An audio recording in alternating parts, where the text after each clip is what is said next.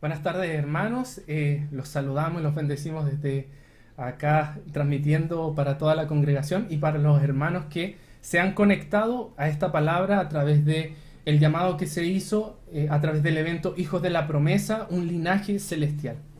Bueno, hoy día vamos a hablar y vamos a introducir el primer tema, que es un tema de fundamento, para poder adentrarnos en lo que significa que Cristo levantó un linaje celestial a partir de su sacrificio. Quiero invitarlos a poder orar y comenzar este tiempo de palabra. Amén. Padre, en el nombre de Jesús, te bendecimos y declaramos que no hay otro nombre como el tuyo. Señor, declaramos que no hay otra persona en quien podamos hallar salvación sino en ti. Señor, declaramos que tu nombre es santo, es eterno, es desde principio a fin. Señor, declaramos que tú no tienes sombra de variación, que tú eres el mismo ayer, hoy y siempre, que estás visitando continuamente a tus generaciones y en este tiempo estamos viviendo el tiempo de tu mayor visitación para un tiempo donde requiere la creación, la manifestación de los hijos de Dios. Señor, declaramos que en este tiempo tú levantas a esa generación de hijos por los cuales pagaste un precio de sangre en la cruz. Señor, te bendecimos, declaramos que estamos en unidad de espíritu, Señor, distanciados físicamente, pero unidos en ti a través del Espíritu. Amén. Te bendecimos en el nombre de Jesús. Amén. Hermanos, y a todos los jóvenes que se han conectado y que van a estar viendo esta palabra, queremos bendecirles que puedan tomar sus cuadernos, su lápiz y tomar nota, porque vamos a subir hoy día en la tarde, se les va a llamar a cada uno de los inscritos y se les va a enviar una de las actividades que va a ser inicial para el próximo sábado, sábado 22, en el cual vamos a iniciar este tiempo de convocatoria del Señor, hijos de la promesa, un linaje celestial. Amén. Vamos a comenzar con la palabra de hoy día. Una de las cosas que queremos introducir es hablar acerca del tiempo y el propósito. Los hijos de la promesa nacen para un tiempo definido por Dios y para un propósito eterno con el cual Dios nos diseñó o nos predestinó desde antes de la fundación del mundo. Por lo tanto, tiempo y propósito deben estar marcados en nuestro corazón. El tiempo de Dios no es el mismo tiempo cronológico, pero el tiempo de Dios se inserta en ese tiempo cronológico. ¿Y sabes qué? El tiempo crono no se detiene, avanza. Y a veces vivimos como si el tiempo se mantuviese detenido, sin avanzar en el propósito eterno de Dios. Porque el propósito eterno de Dios irrumpe en el tiempo natural para establecer el gobierno de Dios, el designio de Dios, el misterio de Dios sobre las generaciones. Ese misterio de Dios es Cristo revelado a través de sus hijos. Quisiera hablarles acerca de esto, es una introducción. El Señor le habló a Jeremías lo siguiente: antes de que te formara en el vientre, te conocí, que es Yadá, tuve intimidad contigo. Ahí en la eternidad éramos uno, somos uno con Él. Y antes que salieras de la matriz, te consagré. Te di por profeta a las naciones. Entonces dije: Adonai, Señor, he aquí, no sé hablar, no sé dabar, porque soy joven. ¿Y sabes qué? Esta palabra marca una diferencia entre una generación y otra generación. Nuestra generación es una generación que entiende el tiempo y el propósito. Y cuando el Señor te llama, hay un M aquí que nace de tu interior porque estás preparado, porque Dios te prediseñó desde antes de la fundación del mundo para obras gloriosas que Él ya había pensado. Por lo tanto, el Señor le está hablando a Jeremías, tenía que tratar cosas en él, y ciertamente él responde: no sé hablar, soy joven. Pero ¿sabes qué? Ese joven es un niño inmaduro. Habla la raíz de un hijo tecnón, que quiere decir un hijo inmaduro. Y ¿sabes qué? El Señor nos quiere conformar a la imagen del hijo maduro, que es Jesucristo. Y en esa imagen vamos a soltar al verbo de Dios, al dabar de Dios sobre todo lo que hagamos. El Señor le responde, no digas soy joven. El Señor ya lo estaba viendo completo. Cuando Él llama a Jeremías, lo ve perfecto, lo ve terminado. Así te ve el Señor. Amén. A donde quiera que te envíe, irás. Y todo lo que te mande, dirás. No temas delante de ellos, porque yo estoy contigo para librarte, dice el Señor. Luego el Señor extendió su mano y tocó su boca y le dijo, he aquí, pongo mis palabras sobre tu boca. Mira que en este día te pongo sobre naciones y sobre reinos para arrancar y destruir, para desolar y derribar, pero también para edificar y plantar. Y en este tiempo el Señor está levantando a una generación de hijos que se traduce como ven, que quiere decir el hijo constructor, el hijo que edifica. Por ahí con los jóvenes decíamos, ven el constructor, así como Bob el constructor. Chan, chan.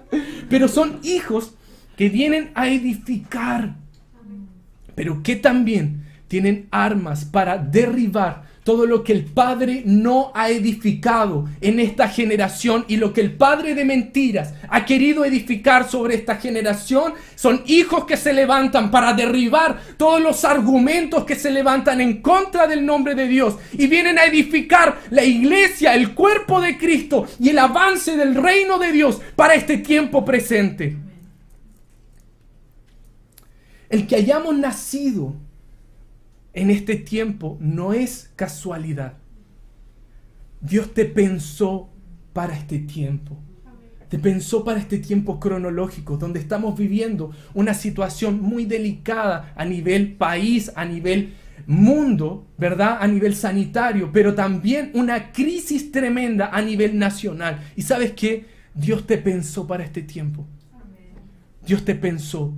Tiempo y propósito en esta generación se debe marcar y entender que hay un llamamiento generacional para este tiempo presente. Vamos a hablar entonces acerca de la promesa. Decíamos que este evento se llama Hijos de la Promesa, pero es interesante entender qué significa ser un hijo de promesa. Vamos a establecer este fundamento y entender cómo Jesús levanta un linaje celestial de hijos de promesa. Romanos 9:8 dice lo siguiente, es decir, no son los hijos de la carne los que son hijos de Dios, sino los hijos de la promesa son considerados como descendencia.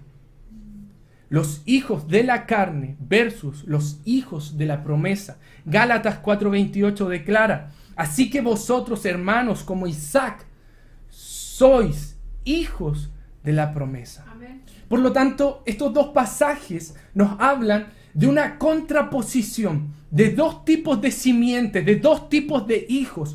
Un hijo de la carne y un hijo de la promesa. Queremos que podamos entender un poco acerca de esta palabra y acerca de esta contraposición de dos simientes, de dos tipos de hijos. El contexto de Romanos 9:8 nos está hablando literalmente cuando declara hijos de la carne. En su raíz es hijos biológicamente engendrados o genealogías naturales. Eso usted lo puede ver en el código y también en la Biblia Dios habla hoy. Dice, nadie es hijo de Dios solamente por pertenecer a cierta raza. Esto tenía un pensamiento mucho más profundo en la teología que Pablo quería desarrollar, no solamente en Romanos, sino en Gálatas y en todos sus escritos, que había un énfasis en relación a los hijos que provenían solamente de Abraham en relación al pensamiento judío. Y estas dos contraposiciones, el hijo de la carne con el hijo de la promesa, nos está hablando de dos pactos. Un pacto antiguo, hijos de la carne, y un nuevo pacto, que son los hijos de la promesa a través de Cristo. Esta es una transición a la herencia y al gobierno de los hijos por medio de Cristo. Pablo viene desarrollando desde el capítulo 3 de Romanos un fundamento donde Cristo está al centro y no Abraham. ¿Por qué les digo esto? Porque había una tensión súper importante en ese tiempo. El pensamiento judío o el judaísmo era tan fuerte en ese tiempo que la figura de Abraham estaba en alto. Era una figura sumamente importante para los judíos por cuanto obedeció a la ley y por ser receptor de la promesa. Pero ¿sabes qué? Cuando tú colocas a algo primero que el Señor, no te permite verlo. Por ahí un pastor enseñaba que las iglesias nos enseñan a priorizar, ¿verdad? A veces nos dicen, ¿sabes qué? Dios tiene que ser primero, no sé, a los jóvenes, tu estudio segundo o tu familia, y así empezamos a establecer prioridades. Pero eso la verdad es que no es tan bíblico. La palabra dice que el Señor, Cristo, Dios, tiene que ser o llegar a ser el todo en todos. No el primero y después viene lo demás porque genera una separación, sino el todo en todos. Por lo tanto, en Cristo se reúnen todas las demás cosas, tus estudios, tu familia, pero es en Cristo quien toma la prioridad y la preeminencia en tu vida. Por lo tanto, había una dicotomía, un conflicto en el pensamiento judío que Pablo lo está hablando aquí en Romanos. Pero ¿de qué promesa estamos hablando, verdad? Si hablamos de hijo de promesa, tenemos que saber de qué promesa hablamos. La promesa que se le entregó a Abraham es una promesa generacional de bendición y multiplicación. Esto es más que una simple promesa. Es un pacto de Dios con la humanidad representada en Abraham. Porque ¿sabes qué? El Señor, no teniendo en quién jurar, juró por sí mismo cuando pactó con Abraham. Hebreos 6:13 dice, porque cuanto Dios hizo la promesa a Abraham, no teniendo a nadie mayor por quien jurar, juró por sí mismo, diciendo, en verdad te bendeciré y en verdad te multiplicaré. Y así habiendo esperado pacientemente, alcanzó la promesa. ¿Y sabes qué? Esta promesa venía de antes probablemente. El multiplicarse, el fructificar, el sojuzgar, venía del diseño o del pensamiento de Dios desde Génesis, cuando le habló a Adán y a Eva. Y vamos a tocar pequeños detalles sobre eso. Pero es importante que entendamos cuál es la promesa. La promesa hablaba de multiplicación, de generaciones, de gobierno. Decía en algunas partes que los hijos de Abraham o de su simiente iban a poseer las puertas de los enemigos. Es importante entender que la promesa no fue por ley. La promesa no fue por ley. Romanos 4:13. Porque no por medio de la ley fue dada a Abraham o a su simiente la promesa de que él era heredero del mundo, sino mediante la justicia de la fe. Porque si los de la ley son herederos, vana ha sido la fe y anulada la promesa. Es importante entonces entender que la promesa no fue dada a Abraham por medio de la ley, sino mediante la justicia de la fe, para que fuese por gracia y para que al ser por gracia quedara firme para todas las generaciones. ¿Qué es la gracia? Entonces, porque la justicia que ejecutó Abraham al obedecer no fue por obras, no es por ley, es por gracia. Y debemos entender que este linaje escogido, que esta generación es nacida de Dios, es nacida de Cristo, pero en un pacto nuevo que es un pacto de gracia. ¿Qué es la gracia? Generalmente se nos había enseñado que era un regalo de Dios, ¿verdad? Pero su raíz quiere decir que es la influencia divina que actúa sobre el corazón del hombre.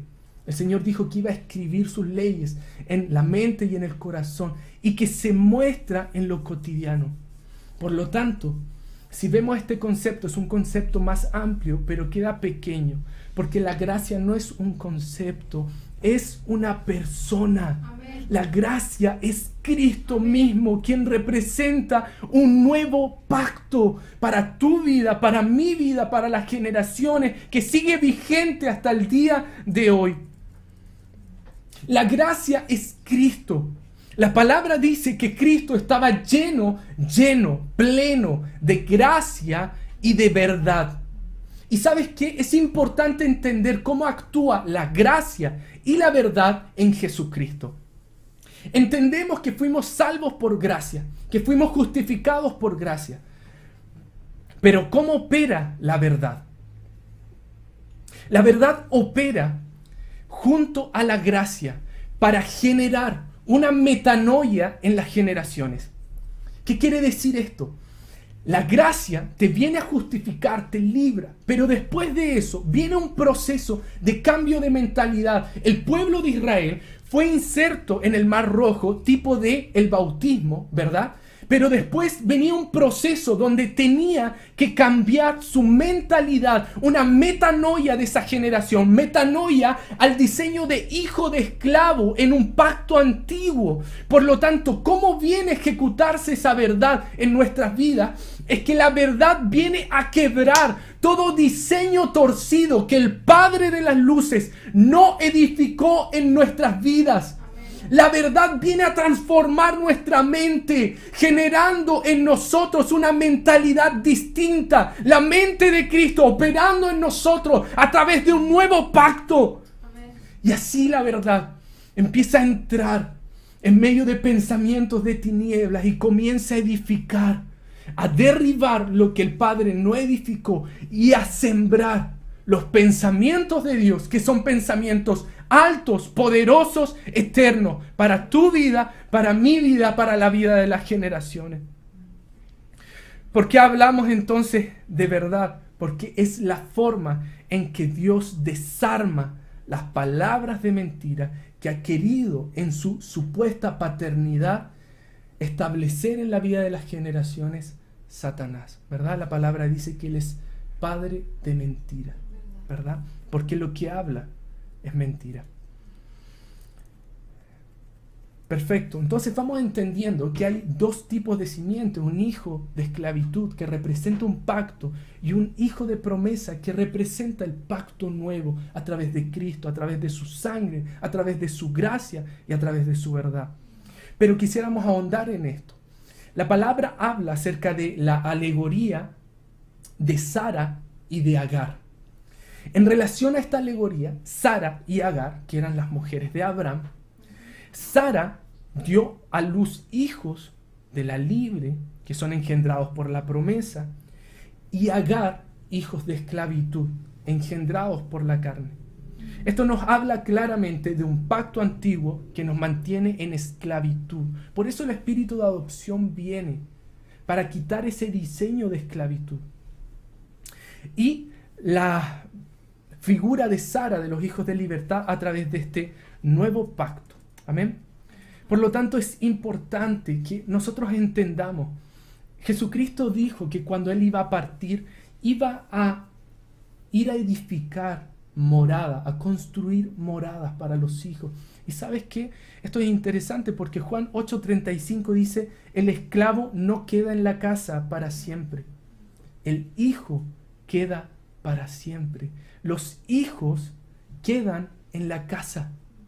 Jesús fue a preparar moradas para los hijos. Amén. Los hijos en este tiempo van a volver a casa cuando el pacto antiguo, los diseños de esclavitud se comienzan a quebrar. Lo que hace Dios es que comienza a prepararte un camino. Porque así como llamó al hijo pródigo, que era hijo, el Señor está llamando a su generación a volver a la casa donde le corresponde. Porque hay hijos que creen que son esclavos, pero su diseño es hijo de libertad, hijo de promesa, hijos que están perdidos, que están en el mundo, pero que son hijos que tienen genética de Dios. Y Dios en este tiempo los está llamando porque Él ha preparado morada y porque te pertenece. Amén. La casa de Dios es tu lugar. Amén. Espiritual. Es tu lugar de crecimiento. Puedes tener una casa física con una situación difícil, terrible, pero ¿sabes qué? Tu patria es celestial. Puedes hallar en Dios una habitación, una casa espiritual, donde Dios te va a proveer todo lo necesario para tu crecimiento.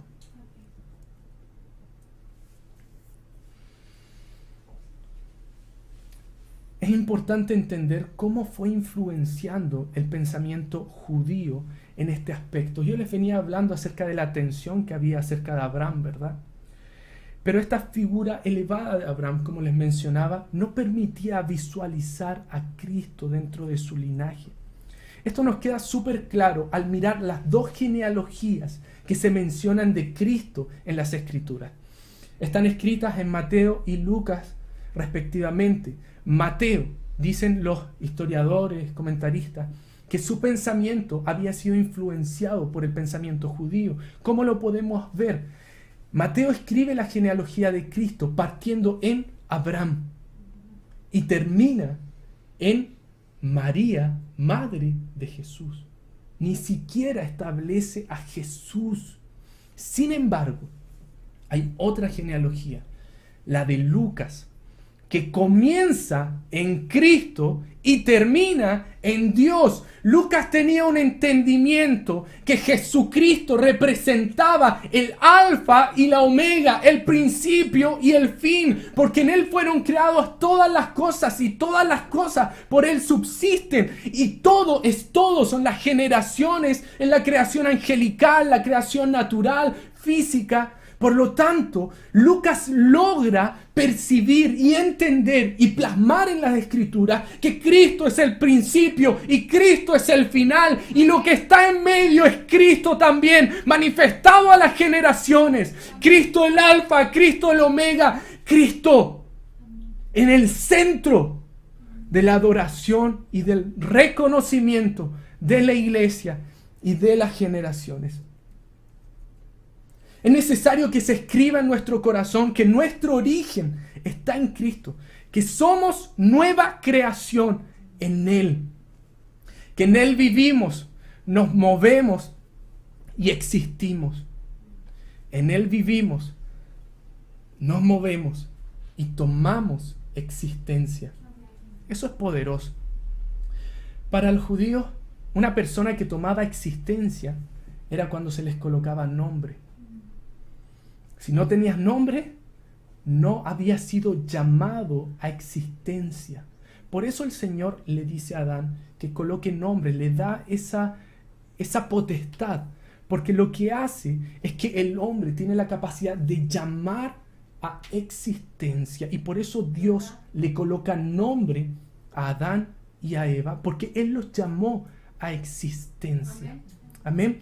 Y cuando decimos que en Él vivimos, nos movemos y existimos, es porque al nacer de nuevo, al nacer de Dios, Dios te coloca un nombre. Hay una palabra que dice: me has dado honroso apellido, me has llamado por mi nombre. ¿Y sabes qué? El Señor coloca esa identidad como Padre, porque Él tiene la autoridad. Aquel que coloca nombre es el Padre. Él tiene la autoridad de llamar a existencia a sus hijos. Juan 1, 12 y 13 dice: pero a todos los que le recibieron, a los que creen en su nombre, les dio la potestad de ser hechos hijos de Dios, los cuales no nacieron de sangre, ni de voluntad de carne, ni de voluntad de varón, sino de Dios. Y sabes que esta palabra es conocida por todos nosotros. Y hablábamos acerca de potestad, ¿verdad? Potestad generalmente se menciona que es exousia, autoridad delegada, exousia.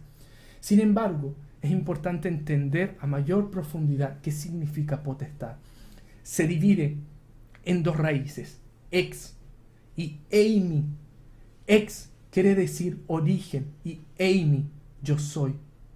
Por lo tanto, cuando el Señor dice, le dio la potestad, está diciendo que Él te conectó con tu origen en el gran yo soy, en el Dios que es eterno, que permanece para siempre, de principio a fin, que no tiene principio de día, porque nadie lo creó, porque Él es el todo suficiente, el todopoderoso. Ex, origen, eimi, yo soy o yo existo. Tomamos existencia como hijos en el origen que es el Padre Celestial. Continuamos un poco con esta tensión histórica, ¿verdad? Venimos desarrollando un poco acerca del pensamiento judío, ¿verdad? Y hay un pasaje en el cual Jesús está hablando con fariseos, pero también con judíos que creyeron en Él. Y en esta conversación, que tiene un tono más de discusión, terminan los judíos y los que habían creído en Él tratando de apedrearlo. Quiero que revisemos este pasaje y por qué termina así. ¿Qué habrá dicho Jesús que los provocó tanto? Debió haber tocado algún punto sensible, ¿verdad? Les quiero pedir que puedan buscar Juan 8, 56 al 59. Les repito, Juan 8, 56, 59. Y se los voy a leer. Y vamos a desglosar esta palabra. Abraham, vuestro padre, se regocijó de que vería mi día. Y lo vio y se alegró. Estas son palabras de Jesús. Jesús dice, Abraham vuestro padre se regocijó de que vería mi día. Y lo vio y se alegró. Entonces le dijeron los judíos, ¿aún no tienes 50 años y has visto a Abraham? Jesús les dijo, de cierto os digo, antes de que Abraham llegara a ser, yo soy. Tomaron entonces piedras para arrojárselas, pero Jesús se ocultó y salió del templo. Vamos a partir con las piedras, ¿verdad? Y después vamos a tocar dos principios que son importantes.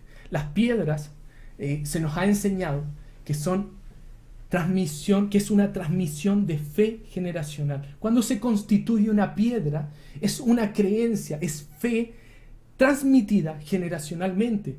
Pero no es solamente la fe que está escrita en el Señor, es la fe que se puede transmitir o la forma de fe que se transmite a través del legalismo. ¿Y sabes qué es lo que hicieron al tirarle piedras? Es que querían sepultar con esa tradición, con ese pensamiento judío. Querían tapar la manifestación de Dios para las generaciones.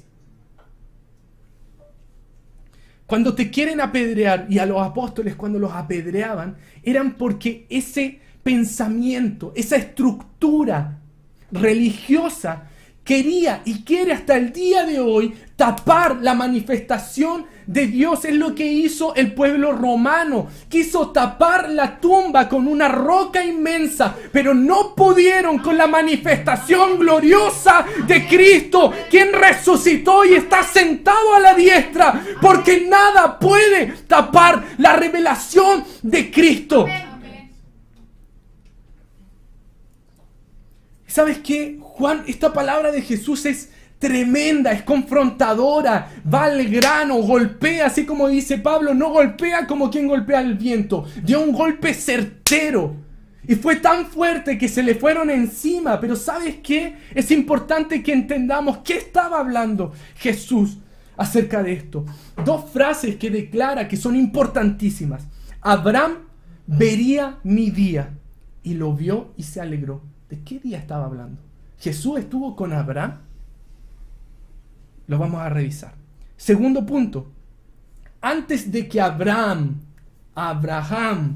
llegara a ser, antes de que pasara de Abraham a Abraham, yo soy. Y vamos a hablar de estas dos frases, que es tremendo, hermano, es tremendo el Señor. Algunos se han quedado solamente con este carácter del Señor como cordero, pero pucha que tenía harto de león el Señor. ¿Y sabes qué? Sabía cuándo declarar palabras con poder y confrontar las mentiras que se estaban estableciendo en este tiempo y que no permitía a la generación verlo. Entonces, Abraham vería mi día. ¿De qué estaba hablando Jesús? Para que Abraham diera a luz la promesa, tenía que sufrir un cambio, un metamorfos. Su vida tenía que cambiar. Porque una cosa es recibir una promesa y algo muy distinto es ser capaz en tu espíritu de contenerla y darla a luz. Porque el dar a luz una promesa implica un tiempo de cumplimiento y exige un cambio. Exige volver al diseño original con el cual Dios nos concebió desde la eternidad y volver a la posición espiritual que como hijos debemos tener. Vamos a entender a través del proceso de Abraham cuál es el cambio de forma de identidad y el cambio de posición que tuvo Abraham. ¿Sabes qué? El ambiente y el linaje de Abraham no era el mejor. Su nombre significa Padre enaltecido, ¿verdad? Su cultura no era la mejor cultura, así como tal vez nuestra cultura no es la mejor en este tiempo y estamos viviendo grandes niveles de maldad, ¿verdad? Entonces, Abraham estaba viviendo en una cultura sumida en oscuridad. El Señor le dice, sal de Ur de los Caldeos, que posteriormente se transforma en Babilonia, pero que tiene sus raíces en este sistema espiritual. Entonces, ¿qué le estaba diciendo Dios a Abraham cuando le dijo, sal de este lugar físico? Le estaba diciendo, sal de este lugar espiritual donde tú has tomado cierta identidad, porque dice que Abraham significa Padre enaltecido y el principio babilónico es hacer su nombre, ser igual a Dios. Vamos a aprender que una cualidad de esta generación que nace de Cristo es una generación que no tiene nombre propio, que no le interesan las luces, que no le interesa el público, que le interesa hacer la voluntad de Dios. Este sistema espiritual buscaba hacerse un nombre, quitarle la autoridad al nombre de Cristo y llevarla al hombre. También era un sistema espiritual que buscaba construir con ladrillos, quitando o sustituyendo el diseño de Dios de edificar con la roca que es Cristo. También establecía un formato, un molde para las generaciones. Es un sistema donde existe una percepción politeísta en vez de monoteísta, que es la adoración a Dios, porque sabemos que Babilonia significa la puerta de los dioses, ¿verdad? Y aunque es un sistema espiritual, afecta a las culturas y afectó la identidad de Abraham. Por lo tanto, Dios, para que esa promesa fuera dada a luz, tenía que trabajar en Abraham. Había un cambio, un metamorfo que tenía que sufrir Abraham.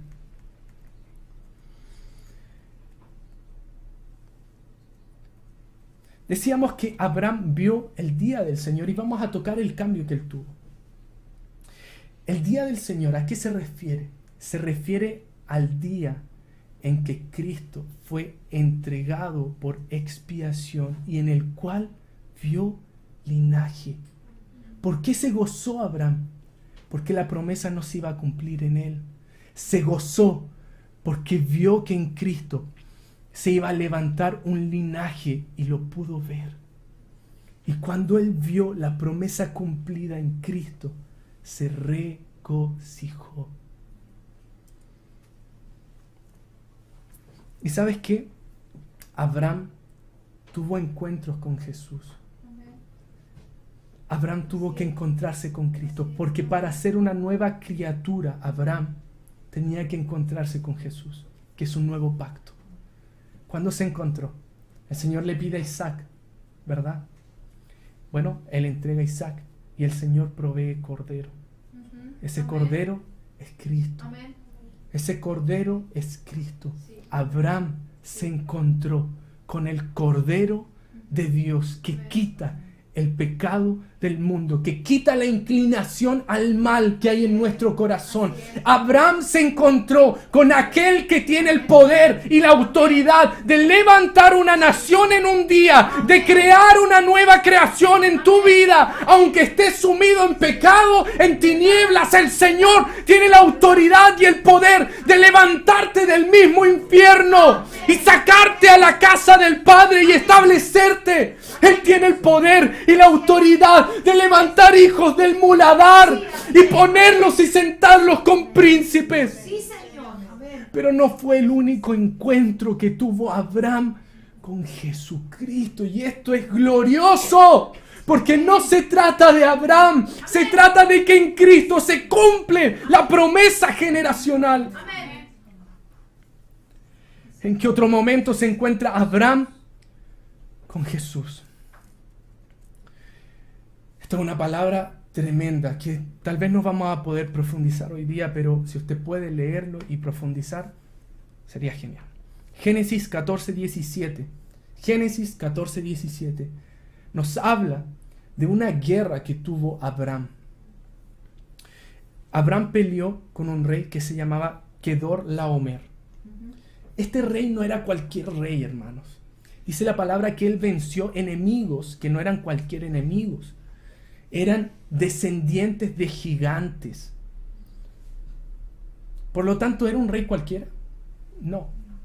Ese rey no estaba hablando de un gobierno espiritual. ¿Qué significa Kedorlaomer? Es el Dios. Se lo comparto al tiro. Perfecto. Significa el servidor del dios Lagamar, que es un dios elamita del inframundo. Por lo tanto, a ver, entendamos. Esto no es una guerra natural. Abraham no salió a pelear con un rey físico. Abraham estaba peleando con principados, con potestades, con gobiernos espirituales.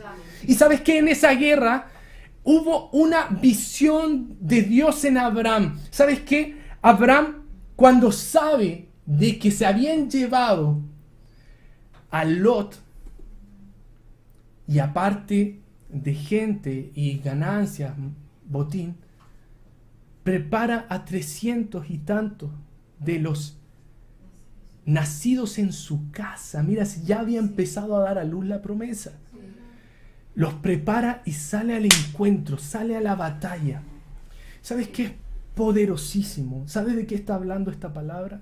Está hablando de que Abraham entendió o estaba siendo movido por Dios, porque aquellos que operan en el inframundo, gobiernos espirituales que están llevando cautiva a las generaciones, se tiene que levantar aquel que tiene la promesa escrita en el Espíritu para ir a pelear con las generaciones, para ir en pos de las generaciones que gobiernos espirituales están llevando cautivos.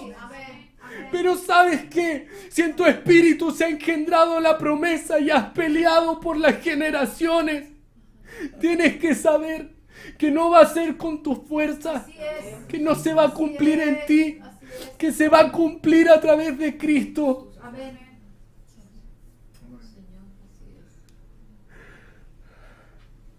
¿Sabes que es tan fuerte este momento? Es una lucha espiritual tremenda. Es una guerra de tronos. Es una guerra de gobiernos espirituales. Sí. No es solamente una guerra natural. Abraham no salió por los bienes. Amén. Y en ese momento, al venir de vuelta, se encuentra con una persona, con un personaje que es Melquisedec. Sí. Pero antes de encontrarse con él, le aparece el rey de Sodoma y le dice, le hace una propuesta generosa. Le dice, deja quedarme con las personas y yo me quedo y tú te quedas con los bienes. Llévate el botín, no me importa, pero las personas las quiero yo. Porque el infierno está preocupado de llevarse cautiva a las personas. Sí. Pero ¿sabes qué? Abraham, movido por el Señor, le dice, he prometido al Dios Altísimo que no voy a tomar nada de ti para que no se diga que Abraham fue enriquecido por ti. Entonces, en ese momento, aparece Melquisedec y dice que Abraham diezmó. Entonces yo me pregunto, ¿qué diezmó Abraham? Si él no tomó los bienes, ¿qué diezmó? Abraham no tomó los bienes, salvo una parte que correspondía a ciertos hombres. ¿Sabes qué? Abraham hizo algo glorioso, algo eterno, que hizo que las generaciones se escribieran en un linaje hacia adelante. Abraham pactó las generaciones. Amén. Sí. Abraham pactó las generaciones. Y ¿sabes qué? Este momento de batalla, este momento de guerra, se da en un lugar físico, se llama el Valle del Rey. Y el Valle del Rey es donde se pactan las generaciones y el linaje escogido, el real sacerdocio. Abraham se conecta con Melquisedec, que es figura de Cristo. No es al revés. No es que Cristo sea de la orden de Melquisedec. Melquisedec es de la orden de Cristo. Es una figura de Cristo. Un sacerdocio eterno, un sacerdocio celestial que no tiene principio ni fin, que no tiene genealogía, sin padre, sin madre. Es porque existe desde siempre. Nadie lo creó. Amén. ¿Y sabes qué?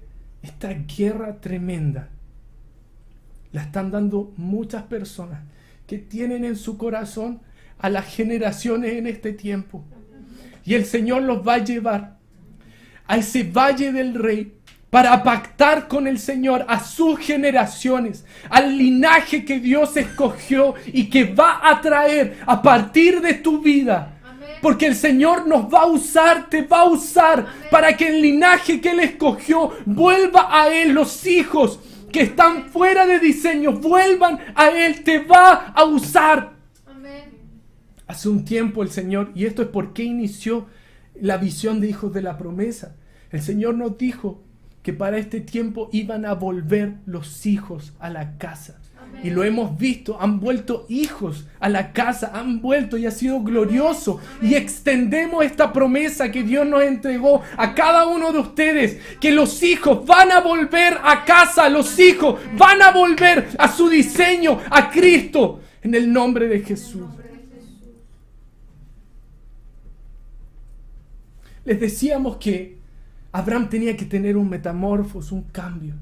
Antes que Abraham llegara a ser, yo soy, ¿verdad?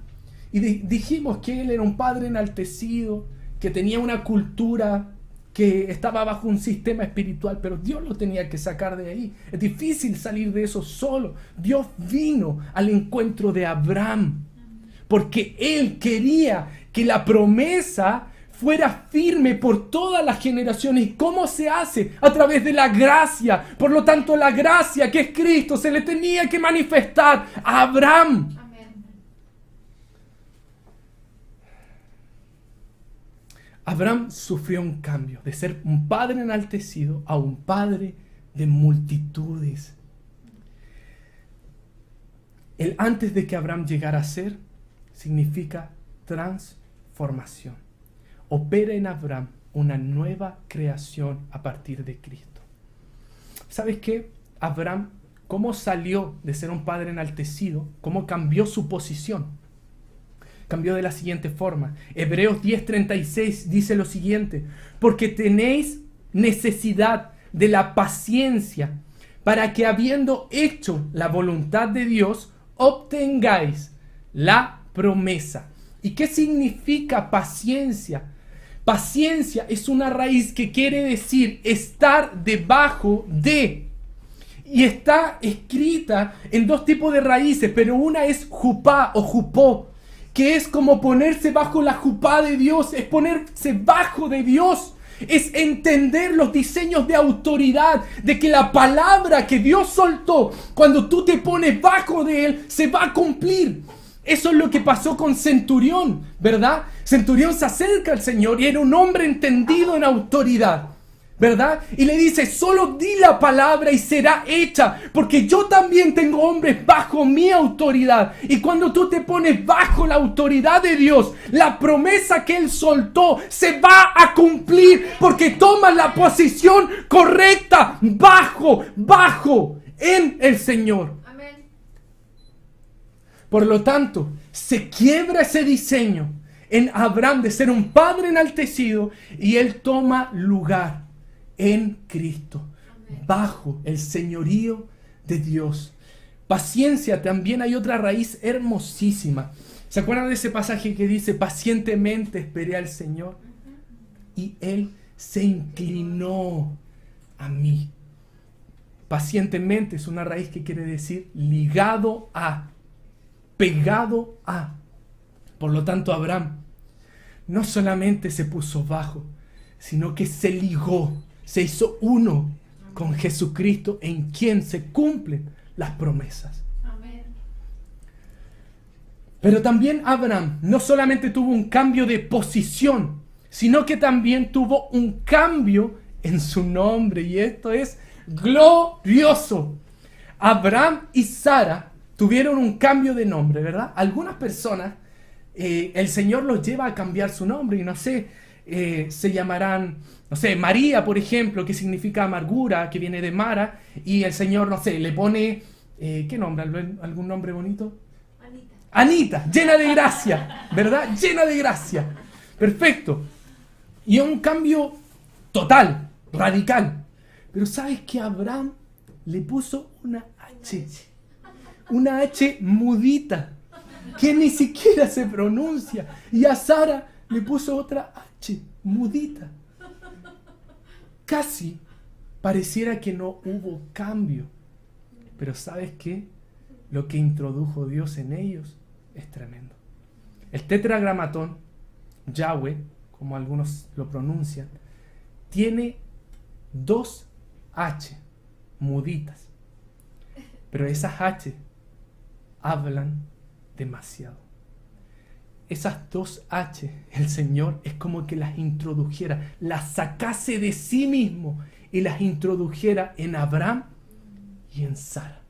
Y vamos a ver qué significa esta H.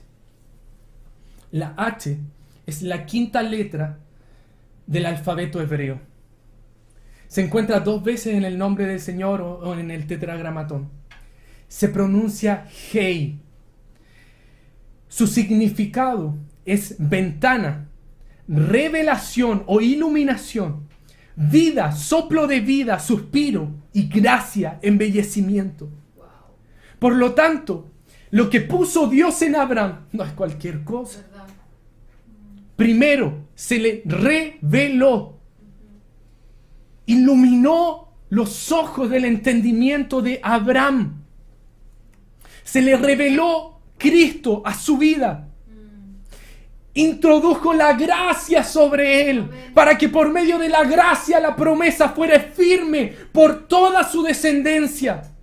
Pero también sopló sobre Abraham el soplo de vida, el aliento del Espíritu, que es Cristo mismo, el Espíritu vivificante sobre la matriz de Abraham y la matriz de Sara, que estaba en una condición de muerte. ¿Qué hizo Dios entonces cuando introdujo esta H o el Hei? Introdujo la gracia, introdujo la revelación de Jesucristo, introdujo el soplo del Espíritu, la manifestación de Cristo en ese linaje, en ese vientre. Amén. ¿Y sabes qué? El Señor quiere hacer de tu vientre un vientre fructífero. Amén. Y ese vientre fructífero debe recibir el aliento de vida, el soplo de vida que proviene de Cristo, Amén. quien es el Espíritu vivificante. Por lo tanto, Abraham tuvo un cambio de posición y un cambio de nombre que implica un cambio revelacional, una transformación en una nueva creación a través de la gracia y la influencia del Espíritu vivificante sobre esa matriz muerta. Porque el Espíritu vivificante, Jesucristo, tiene poder y autoridad para levantar a los muertos. El Espíritu de resurrección puede operar sobre nuestras generaciones, trayendo a las generaciones de muerte a vida, de tinieblas a luz admirable. Porque el Señor forma su iglesia a través de esta transición. Eclesía significa salir de y entrar de, salir de la muerte y entrar en la vida eterna, salir de las tinieblas y entrar en la luz admirable que es Jesucristo. Jesucristo es la luz. La luz resplandece en las tinieblas y las tinieblas no han podido detenerlo, no han podido. La muerte no lo puede retener. La muerte no puede retener a aquel que es vida sobrenatural y eterna y que está siendo derramada a sus hijos.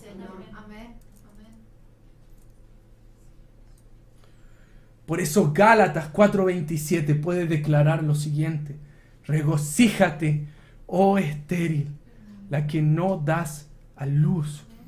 Prorrumpe y clama, la que no sufre dolores de parto, porque muchos son los hijos de la desamparada, más que los que de la que tienen marido. Amén.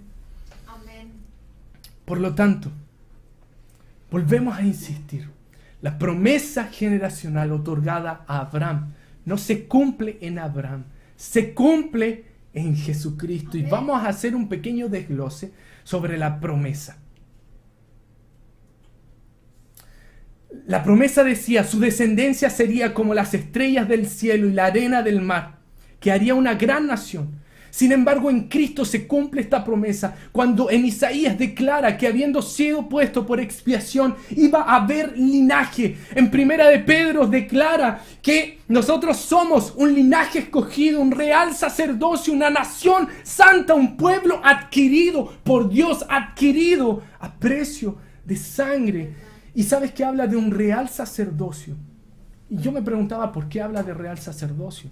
Porque ahora es un linaje de sacerdotes, no según el sacerdocio levítico, sino del sacerdocio de Cristo. Amén. Ese es el real sacerdocio, no un sacerdocio que tiene que ofrecer ofrenda continuamente con imperfección, sino un sacerdocio que es eterno, que permanece para siempre, que fue entregado en ofrenda una sola vez y para siempre por todas las generaciones. Amén. La promesa a Abraham seguía: engrandeceré tu nombre.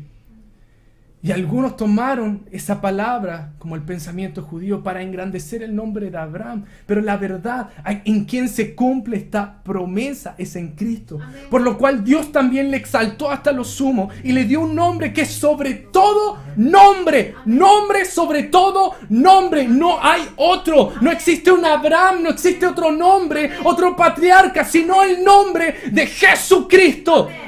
El único nombre que merece adoración y exaltación. Amén. Para que en el nombre de Jesús se doble toda rodilla de los que están en los cielos y en la tierra y debajo de la tierra. Así es. Y toda lengua confiese que Jesucristo es el Señor, para gloria de Dios y el Padre. Tercera parte de la promesa: en ti serán benditas las familias. Y eso se cumple en Cristo. Efesios 3:15, en Él toma nombre toda familia de los cielos y de la tierra. Efesios 1 del 3 al 6, bendito el Dios y Padre de nuestro Señor Jesucristo, quien nos bendijo con toda bendición espiritual en los lugares celestiales en Cristo. Amén. Según nos escogió en Él, antes de la fundación del mundo, para que fuéramos santos y sin mancha delante de Él, Amén. habiéndonos predestinado en amor. Esto es maravilloso. El Señor te predestinó en amor. Amén. Te predestinó en amor para ser adoptado hijo suyo por medio de Jesucristo. ¿Y sabes qué? El Señor habla en este pasaje acerca de las riquezas de su gracia, las cuales nos entregó. Y estas riquezas es llenura, es abundancia. También quiere decir legado valioso. ¿Por qué te hablo de esto? Cuando el Señor crea a Adán y a Eva, los forma a su imagen y a su semejanza, ¿verdad? Y en un momento, en Génesis 3, declara lo siguiente, que Él los creó varón y hembra, en algunas traducciones, varón y varona. Conocemos raíces como Ish, Isha, ¿verdad? O raíces como Adam o Adamo, que quiere decir tierra roja. Pero a mí me sorprendió encontrar la raíz de varón y varona. Varón en su raíz es sacar, que quiere decir en quien yo escribo mis memorias. Y varona significa aquella que es penetrada, aquella que es perforada. Por lo tanto, hay un diseño generacional en el cual Dios quiere que sus memorias sean transmitidas de generación en generación. Pero ¿sabes qué? A través de Cristo ya no se transmite una memoria torcida, sino una memoria de un linaje santo. Se transmite una memoria de una nueva creación. Cuarto punto acerca de la promesa. Tu descendencia poseerá las puertas de tus enemigos. Amén. ¿Sabes que esto es poderoso? Tu descendencia va a poseer las puertas de los enemigos y se cumple cuando la iglesia tiene la revelación de Cristo en su espíritu. Por eso el Señor le dice a Pedro que en esa revelación las puertas del Hades no iban a prevalecer. Esta es una generación de victoria, de gobierno por medio de Jesucristo. Y ¿sabes qué es maravilloso? Porque el Señor levantó ese linaje escogido, ese real sacerdocio, ese pueblo santo, ese pueblo adquirido por Dios, ¿verdad? Pero no solamente eso, dice la palabra que Él levantó a la iglesia de los primogénitos inscritos en los cielos. No en una genealogía terrenal, no en una genealogía natural. Es por eso que Pablo en algún momento le habla a Tito y le dice: no te enfrasques, no te metas con vanas genealogías. ¿De qué está hablando? Porque hubo mucha discordia en relación a las genealogías que yo le hablaba de Mateo y de Lucas, ¿verdad? Pero ¿sabes qué? El Señor levantó un linaje que está escrito en los cielos. ¿Y cómo podemos ver esto en la genealogía? Lo vemos en Mateo.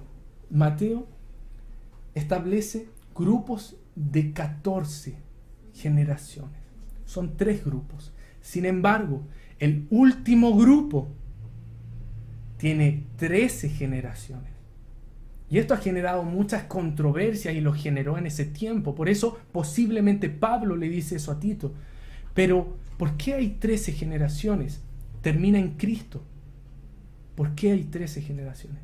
Porque la 14ª, la última generación, que es la generación de los últimos tiempos, está escondida en Cristo. Amén. Está escondida en el nombre de Cristo. Amén.